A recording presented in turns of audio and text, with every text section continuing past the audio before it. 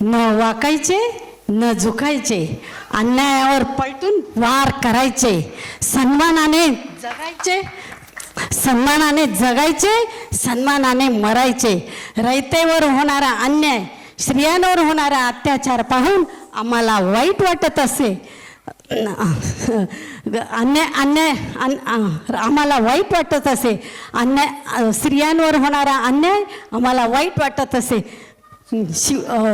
स्वराज्याची स्वप्ने नाही, स्वराज्य निर्मितीची स्वप्न आम्ही पाहिली. स्त्रियांच्या रक्षणासाठी आम्ही हातात तलवार धरली.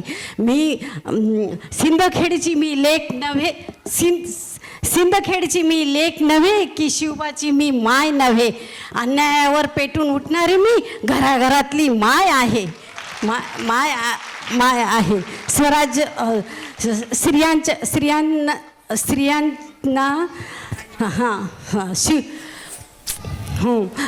शिवबांना आम्ही रामायण महाभारतातील शौर्याच्या पराक्रमाच्या कथा सांगत घडवले.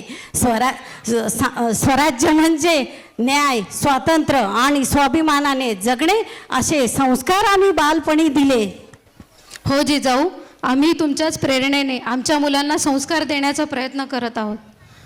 पण आज परिस्थिती फार वेगळी आहे. मोबाईल, इंटरनेट, स्पर्धा या सगळ्यामुळे सगळं काही फार वेगाने वाढत चाललं आहे.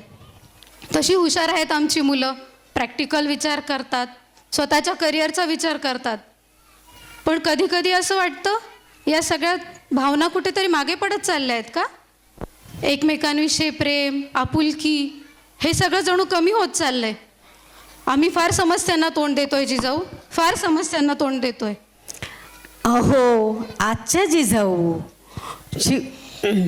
शिवबा देखील बालपणी हट्टीच होते, पण त्यांना आम्ही चांगले संस्कार आणि प्रेमाने घडवले.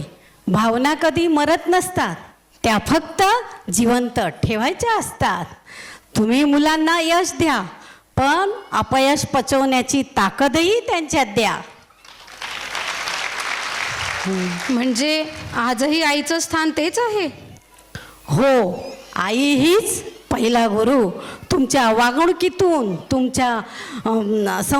तुमच्या वागणुकीतून आणि तुमच्या कृतीतून त्यांना प्रेमाचे आणि प्रामाणिकपणाचे शिक्षण द्या.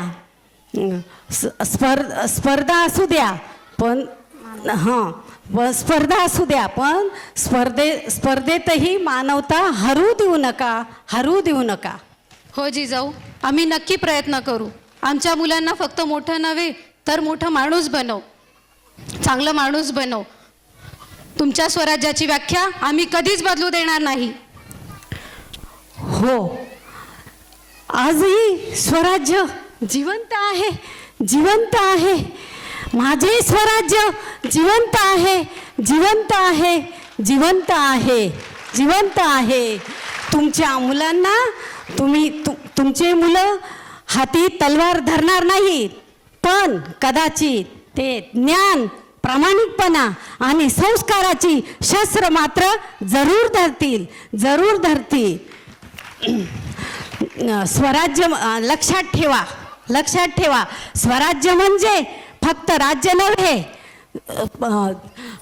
नव्हे, ज्ञान आणि प्रामाणिकपणाचे नाही, फक्त राज्य नव्हे, स्वतःवर नियंत्रण आणि स्वतःचा स्वाभिमान जगणे आणि इतरांविषयी प्रेम असे. हो आऊसाहेब, आजची आई ही स्वराज्य घडवत आहे, घराघरात, मनामनात. काळ बदलतो, साधनं बदलतात, पण आईच्या संस्कारांची ताकद कधीच बदलत नाही. जिजाऊ त्या काळात होत्या, त्या आजही आहेत प्रत्येक आईमध्ये. जय भवानी.